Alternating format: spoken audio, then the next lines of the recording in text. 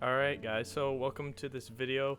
We're just doing a little talk with Hannah here. She reached out to me and she was talking about Eckhart Tolle and how she got really into the practice. So we decided to do a little video chat. And hi Hannah, how are you doing? I'm doing well. How are I'm you? doing great. So what do you want to talk about specifically? I know Eckhart Tolle was in your interest. I guess I was curious mostly about how you kind of stumbled upon him, and like how long have you been doing the practice? So it's actually very recent for me. I did first hear him like the beginning of the year. I was on a ski trip and I put on Oprah's Super Soul Sunday, Yeah, and he was one of the guest speakers on there. And right. I thought that was a really cool talk and podcast. So I kind of filed it in the back of my mind, and it didn't really come up until this kind of fall season where I ended up going through this really big kind of life change for me. Right. And, I think I don't know what most people's stories are, but from what I've heard from people is that it kind of arises from a place of pain. Yeah. Yeah. That. So that was it for me. I kind of went through a rough patch over the summer and fall season, and I thought, I think that I need to find a way to bring peace back into my life Yeah. because I lost that peace. Right. So that's kind of how I ended up Yeah. listening to him. Yeah. I mean, most people they'll go through a big change in their life. Sometimes people do something that maybe it's so radical, the shift that happens in their life. So, like you said, a deep pain place. And I know that's what happened with me. I went through a bit of a rough patch, and you start to look for answers, right? And it seems it really obvious once you find Eckhart. I realize it seems really obvious. Everything he's talking about, you can relate to it so deeply. You're like, wow, how Mm-hmm. did I not find this before? And this makes so much sense. It really Right. resonates with people, and I think it can only really resonate with people if they're coming from that place of deep pain, or even just some sort of shift in their life. Because some people will, very successful people, they'll get everything they ever wanted out of life, and then suddenly they find it's meaningless, right? Mm-hmm. So I think it can also have it like come upon you from a state of success, but you don't necessarily find any meaning in life anymore. So I think people come from different places, and they can all really relate to Eckhart's teachings, and that's one thing I really like about it, is that there's a deeper truth, and everyone's really resonating with it. So I think it's great that you found it, and I would love to introduce other people to it, and that's what I'm trying to do with this channel, right? Um, so what kind of daily practices are you doing for Eckhart's things? Have you, I guess, have you dived into that kind of stuff yet? So I think the most important part of his whole practice of presence is just that, is the practice of being present at every moment. I try to really reflect on my interactions now. Mm-hmm. I think a very important question that we should talk about, or topic we should talk about, is how did the unconscious kind of manifest for you? Yeah. For me, I ended up doing things and hurting people from a place of unconsciousness, Yeah. Yeah. and to me that was really difficult because my whole idea was that I just want to love. I just want to love so bad, and there was that neediness and clinginess to Right. that kind of love, and it kind of pushed me to do things that I didn't want to, that I never thought that I could do, or expected out of a place of real insight. And so I wanted to take take back control. And to me, that was one of the biggest things that I wanted to work on. And to do that, it's the practice of sitting there, trying to be still and paying attention. Like I found you your from Reddit when you posted your reaction to what your inner body meditation was like. Right. And I really think that kind of practice is so important because it's about filling up that space with consciousness Right. instead of letting your habits kind of run your day, right? Yeah. So, I find it really interesting that you brought up uh, where our unconscious behavior comes from, because I think that Eckhart Tolle, he does mention this a little bit, but he doesn't really go into detail about this, and there's reasons for it. Like there's reasons for that, but I never really heard that question before. I think that is a cool topic to bring up, and I think that when you look at where your unconscious behavior comes from, you bring the awareness to it, right? So I don't think it's necessarily a bad thing to look at the past things you've done, or maybe why you acted a certain way. I don't think it's a bad thing to look at these things, because it's not it shouldn't change the way you are now, right? It'll, by analyzing it and going a little too deep into it, yeah, it will. But if you're aware of why it happened and all these things, and you're just kind of bringing a bit of light into the situation and a bit of light into your past unconsciousness, right? You start to see it as something else, and you start to see it, like you said, as just your behavior acting as an unconscious person at the time, right? And you start to not see it as a negative thing anymore. And I've realized this for myself. This is why I'm saying it, is because through this time when you discover the more spiritual realm, right before it, there's usually that break of pain, right? And that's usually when you're going the most unconscious. You're doing things wrong. I don't know what, it could be anything really. Anything you're doing, you're hurting people, or you're doing harm to yourself, whatever it is. You realize that now, when you're in this state of presence, that when you can still look back on things, because these are memories, right? They're not, when you look back at something, it's not like a mm-hmm. unconscious mind pattern anymore. It's just memories, and memories are okay. So I think what you're trying to say is that you have to come from a place of presence yeah, when you do look back. exactly. So And by doing that, you're not seeing it as a bad thing anymore. You're not judging it, and I think that's really important. And I never heard that before. So thank you for bringing that up. I think it's awesome. yeah, I think it's really important too. To me, one of my favorite things that he's ever said was nothing really matters that much. Yeah.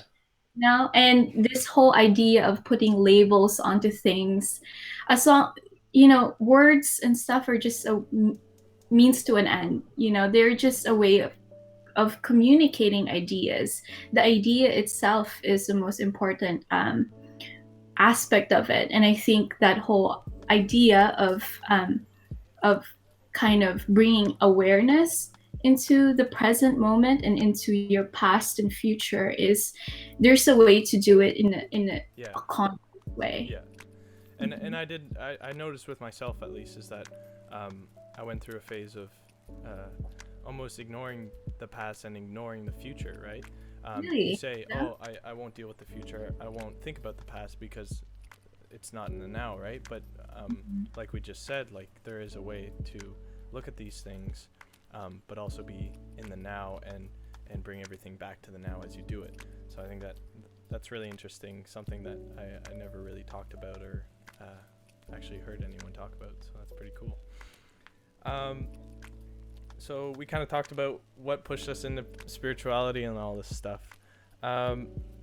So for me, at least, my main practices throughout the day, you might notice just by like looking at my channel, is the inner body. And the reason for this is I've noticed all of Eckhart Tolle's books, they all sort of come back to the inner body. He always says the breath will take you to the inner body, and being still takes you to the inner body because you can only feel it when you're still. So I noticed a lot of people on YouTube and stuff have been asking for more and more detail on the inner body because they can't seem to feel it. And I was wondering if you had that same issue or if you practice that at all. I'm practicing it right now. Yeah, me too. So that's great. It's really, I think that people get confused about the inner body because they imagine and project this kind of idea of it, right? So they're thinking that, oh, it should feel like this, or they're thinking about it too much. Yeah, exactly. It's the deep breaths in, and it's really not that. It's really about focus and awareness. And I think that it's the state of being alert, and the inner body is just one of the gateways that he kind of talks about. For me, actually, aside from going into my inner body, I also like to feel the space. Exactly. Yeah. And it's like once you're able to expand your consciousness from within and then outwards, and then to fill up more of the space in the room, it's kind of like you're just doing it. That's the practice. It's beautiful. Yeah. No, it's something special that I truly wish that more people will understand, and that's really the goal of this too, is to help people do that, because a lot of people go around doing their daily activities but always being up in here and kind of always thinking and not feeling, and really that's the point of the inner body practice is feeling, because you can't think about it or else you won't even know where it is.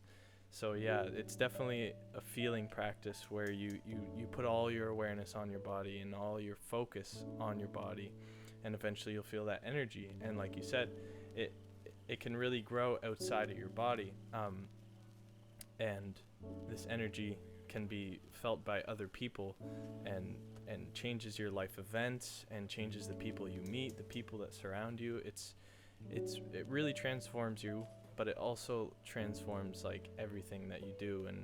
And ever since that I've been practicing it, I've noticed a lot of things have changed. I've changed, and it's really helpful, and it's quite beautiful to just be okay with it now and not want to be somewhere else all the time. I find that really important. Just be. Yeah. Some be and some don't. Is that where it's from? Well, I mean, the channel name, it was an accident, I guess. Yeah, it's kind of from that, I think. I think that was the thought going into my mind at the time when I made it. I was like, well, I'm just being, and I haven't met anyone else just being yet. And some be and some don't. So that's, I guess, how it came about. Yeah. Yeah, it's really cute. A bit of a play on words, but I like it. So yeah. You said people have been asking how to get into that space. And I think a really good practice of it is the whole idea of paying attention without having any thought. So an exercise would be like, now, were you thinking through all that, or were you just, were you actually there paying? That's a good one. I like that. Right? Yeah. I think he did that in one of his talks, and it's like that space of waiting. You're aware, you're not anxious for the next step. You're just in that space, and you just try to stretch that more and more. And I think that's how people can feel what being aware Yeah. is like. Yeah. Yeah. And that's really coming into the now for the first time is, I don't know if you remember it, but I remember it really clearly because Mhm. y- you're aware of all your senses. And I remember it wasn't my first time because when I was a kid I had a lot of experiences just kind of coming into the now very intensely and Yeah. almost this blissful feeling. But as I went through the stage of kind of the pain and then going unconscious, after coming into the now from being unconscious for so long, it's it's a pretty good feeling. You feel it's almost unbelievable. You're like, wow, where was I this whole time? Like, this is, you come into the now and you realize you were in your mind for the past 4 or 5 months, whatever it was. And Right. Yeah. I think I, I think that's an awesome experience, and it's, I'm really grateful to be able to experience that every single day and to be able to have that choice. And Mhm. uh, so what was it like your first time just kind of coming into the now? Did you notice it, or did you just disregard it as something that, oh, that's weird? Well, to me, there were two kind of valuable moments in the whole coming into the now experience, and one of them, the first part of it, was that separation from your ego, from identifying with your thoughts, Yeah. and realizing that you are more than your thoughts, and that was definitely like the spark of it, right? But then there was this moment um, where I chose to really just fill up the space of where I was that day. I was at school. I was in the school coffee shop outside, and there was this highway running through. And I thought, wouldn't it be great if I could just work on that meditation? And so I sat there and I just tried to quiet everything and be aware, to perceive. And I remember looking at this light pole, and I don't know if you feel like this or not, but to me, I prefer nature. Anything that has to do with modern kind of buildings and all that stuff. It has that. It's not always the most beautiful thing, Yeah. right? But in that moment, I was so still and so, I wouldn't say ecstatic, or the extreme emotions of happiness, but it was a joyful feeling to be. And I remember looking at that pole thinking like, I now understand what it's like to really connect with the things, of the places, and of these structures within our world and their energy, and not judge. Right. And to Yeah. me that was like a memorable day, because wow, it was a light pole. No, it's, I I completely understand what you're talking about because when you're in the state of stillness, you Mhm. perceive things without judgment, right? And Mhm. you start to feel the energy they emit, and you Mhm. can only really perceive beauty out of the state of stillness Yeah. and Yeah. presence. So I I definitely know what you're talking about because I experience that a lot. When your mind calms down, you look at something and you realize how beautiful it is, whether it's a pole or a flower or this Yeah. pen. Like, it really, it doesn't matter what you're looking at necessarily. It's how you're looking at it and if you're actually looking at it. Because Mhm. when your mind is making so much noise, you're not actually looking at anything. You're It's kind of like when your mind goes on, you're looking at it like this, and you you're not truly seeing it. It's going in your eyes, but then it gets scrambled with a bunch of thoughts, and then you Mhm. perceive it. And then it's just nothing. It's just an object. But when you're in a state of presence and stillness and your awareness is completely in the now and on the object, there's no thoughts anymore, so the this lifts and it just goes straight to your your perception, and then you see it for what it Right. is, and then you sense the beauty and everything that it's emitting. Uh-huh. Um, so yeah, I mean This is that's how I picture it.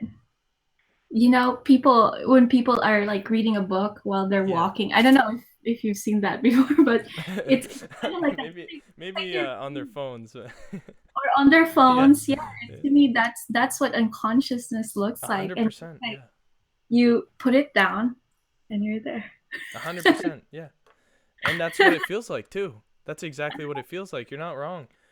When that's really accurate, because when you're on your phone all the time, say you're just like this sitting in your room for Mhm. half an hour, and then your phone dies. You put it down. You're like, oh, I'm still here. Whoa, what was I doing? Like, you don't remember, right? And Yeah. that's exactly how it feels to be stuck in your thoughts and then come into the now. That's exactly what it is. And for some people, that can be a scary thing, because Mhm. the reason they're in their minds or on their phones or whatever they're doing is to avoid what they're feeling, right? Um, so since I'm going there, we might as well talk about how you can actually deal with like this unconscious part of you and deal with this unconscious pain, because Mhm. um, you don't want to be stuck always coming back to the now, but always feeling this pain inside of you and this Mhm. whatever emotion, irritation you feel. Um, so the way that I would do it, or I guess Eckhart explains it, is to put more awareness on the feeling. And you can only do this when you're still and in the now, but there are times when you feel emotions or whatever it is, and you have to face it and look at it non-judgmentally and feel it 100%, because if you don't feel it Mhm. 100%, it's going to linger, right? Mhm. So I think that's really important, because a lot of people won't even get near this stuff, this practice, or just because of that feeling of overwhelming emotion Mhm. when they come into the now. So how do you, like, do you ever feel these weird emotions when you come into the now? When you become more aware, you start to feel these subtle shifts in your Mhm. energy field, right? Um, Yeah. Yeah, definitely. I think the process for me was like when you are coming into this spark of awareness initially, you are running these unconscious kind of habits, and then you bring awareness, and then there's this kind of like hangover period, you right. know, of your body that feels the emotion. Mm-hmm. And I think that to deal with it, the whole idea of bringing awareness to it, I think the helpful part um, within that is being separate from identifying with that feeling. Yeah. You know, when you're aware, you are this person observing. Mm-hmm. And then within that awareness, you realize that, okay, there's a little bit of space between me and this pain. And then you go in deeper and deeper and say,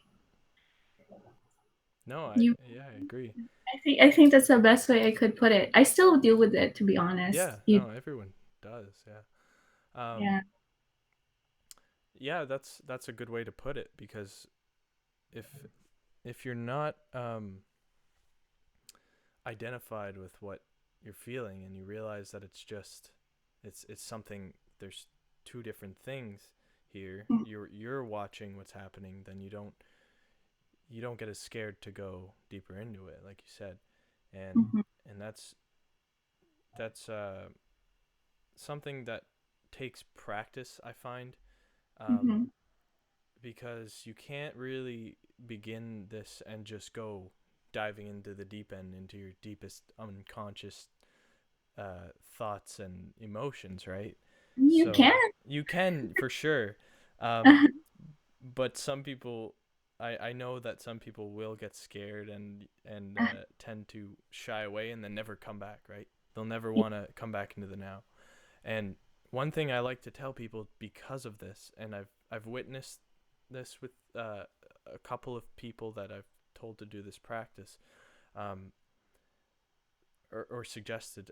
I noticed that it works more efficiently when you go into the now frequently, but you also um, practice with little things, right? So you Mhm. the reason I say don't go diving into the deep end is so you don't get scared and then never come back into the now, because you're gonna get that feeling again. So what you can do is take little steps. So when someone says something that irritates you, um, start to become aware of that and let it pass through you, right? And don't Mhm. react to it, and just see what you're feeling and go deeper into that feeling. And then the next time it happens, you practice, and then you keep practicing with these little things, anything that's bothering you. And then you work your way up to the deeper unconscious Mhm. emotions inside of you. And I remember for myself, I had to do this because when I would go diving into the deep end, trying to um, understand my deeper emotions, I would shy away. I would be like, "Do I want to go there?" And I was a bit scared. So, um, what I did is build it up over time, and Mhm. now I have no problem doing that. I Mhm. can 100% be present when I have these big pain body attacks or whatever. Mhm. And I think that's a helpful way to do it. But there's certainly people who can do it with no practice and no experience in it, and I think that's great too. So Yeah. Well, to me, I think that there's this one of the other kind of books that supplement my Eckhart Tolle presence practice is that A Course in Miracles. right, yeah, He takes a lot of stuff out of that mm-hmm. and brings it and explains it in his eloquent way. And one of the things that is in that book is this whole idea of bringing recognition to the fact that there's no different levels. Mm-hmm. They're Yeah, all the same, and it doesn't matter. It doesn't matter that it's a big deal or a small deal. If it helps you explain, then you can definitely put terms into it. But to me, the understanding, or to me, the piece of, should I say, I find that there is peace in knowing that there's really no difference between the yeah, small and big things. yeah, I really find peace in that. And that's why for me, it's whatever problem or whatever unconscious pain comes up, I try not to label it as and compare it, because what's the use? What's mm-hmm. the use? Um, I just am there with it. And I think that when people go through this whole purge of the inner emotions and stuff, it's also really important to ask for help Yeah, and touch.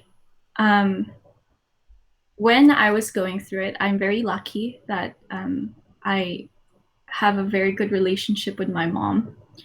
And it's a physical sensation. So I asked her, I said, "Hey mom, could you touch my back? Could you touch my head?"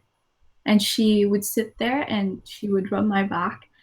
And to me, having that sensation really helped me, bring more awareness into it. I don't know, for some reason it kind of opens up this channel, of awareness when you are there and you're working on this peace thing, and you get that touch. What do you think about that? yeah. I completely agree with that. I think it's important to have someone around when you're not feeling the best, because Mhm. when someone else is around, first of all, of course, you don't feel alone, and that's important, and that's something that a lot of people say. But the other thing is, usually other people will become more aware and conscious and compassionate when someone else is not feeling great, and they don't. It's not really that they do this on purpose. It's just human nature, right? It's just human nature to be compassionate towards someone who who isn't feeling great and who needs your help. You can't, Right. when someone falls in your arms, you can't let them drop. You have to hold them until they can walk. And this is something that I I truly believe that other humans can help other humans from the state of consciousness. So I I I really think it's important to have someone that that's close to you that can help you through these things, because I know for me, my friends and my family helped me through a lot, and I try to do the same to them with anything, and sometimes that just means being present and saying nothing, doing nothing, and Yeah. sometimes it calls for action, and Hmm. I think it's really important to just care from a place of non-judgment, right? Yeah, definitely. Yeah, And it's just important to verbalize it too. yeah, I think some people have this tendency to be a little passive aggressive about how they ask for help. And that's the unconscious, you know, running these habits, conditioned habits over the years of like, maybe if I send out these hints and signals, but coming from a place of awareness, I think the best way is to really be as upfront and honest about it. And that's how you get authentic and honest help from people. yeah, yeah. Um, so I think we covered a lot of good stuff here. I don't really want to stop talking, to be honest. I'm having a good time. Yeah. Um, You know what you remind me of? Looking at you, who? I think of, well, not a person, Oh, but I think of the woods. the Maybe it's your woods. something. Yeah. That's funny. Now that you say that, I kind of do look like the woods. I can get your shirt. Maybe it's the shirt. No, I don't I know. don't. The shirt's That's funny. actually it's like a little playground in the middle of the woods. Yeah, yeah, I like this. It's cool. I was like, I actually got a shirt that looks just like the logo for my channel, and Uh-huh. I was like, whoa, that's super cool. They stole my logo, but That's yeah, funny. so I bought it, and now I have to wear it in my videos and stuff. So Yeah. yeah, You have to reclaim it. yeah, yeah. I'm gonna have to make a patent soon. Yeah, trademark. It's Yeah. really cool. Well, this was pretty fun actually. Like we should do this more often, um, especially since like I mean you clearly understand all of this, and I think that's awesome. So I wouldn't mind having another chat and making more videos, because this was super fun. Hopefully it worked. I recorded the whole thing, but I don't know if it worked. We'll see. Um, yeah, Well, the reason why I reached out to you was because I think that it's I obviously you've shared your experience with other people and tried to like get them into the practice, mhm, but I've talked about it to other people, but there's a difference between talking to someone who kind of is already in the practice and who really yeah, gets it, yeah, and I thought it would be a great way to be a little accountable for my actions, yeah. because it's No, I'm really glad you did, because I don't, besides like my dad and like my best friend, a lot of people that I talk to don't really understand it because they haven't hit that point in their lives, right? So I'm really glad you reached out to me so that I can actually talk to someone who's practicing it and is experiencing it too, because yeah. it's it helps both of us grow our own Mhm. presence, because it's like the more reminders you get throughout the day, the more likely you are to stay in the now for more period of time, a longer period of time or whatever. Yeah. So yeah. I like, okay, so he spoke about this whole idea of your connections with people and your interactions with people, that could be a catalyst or even a tool to bring more awareness into your practice. Mm-hmm. And I think it's definitely important to, for me, I think that's the next step, because I need to be, those moments of unconsciousness that I have, um, it would be nice if someone pointed them out, because I think that now is the time for me to pick up on the little stuff that I don't see, you I know? agree. Yeah. And so that was, to me, was like the most important part, was like, how do I grow my presence even more? And I think it's to bring other consciousness Yeah. and see. That's a good idea. Um, well, we can message on Instagram and we'll remind each other. Yeah. And we can, hey, like we can make these videos more often if you want, and we could do this because I really enjoyed this, and I think that people who watch the video will really enjoy it, because there's not, it's always just one person talking, right? It's always me, but and Uh-huh. there's always someone else talking about it. But when you see two other people talking about it, it's a whole other experience, because then you're seeing a connection between two Mm-hmm. people who already experience this and already practice this and know it. And by watching two other people Uh-huh. talk about it and ask each other questions, the people watching can learn from that too. And I would love to do these talks with other people in the audience too, like anyone else who wants to talk, just message me too. But like I think it's I think it's great. I really enjoyed it. I did too. Thank you for taking the time out for me. Yeah, for Appreciate. sure. Yeah. Have a good Have a good night. one. Thank you very much. Thank you, Zach. Bye Bye.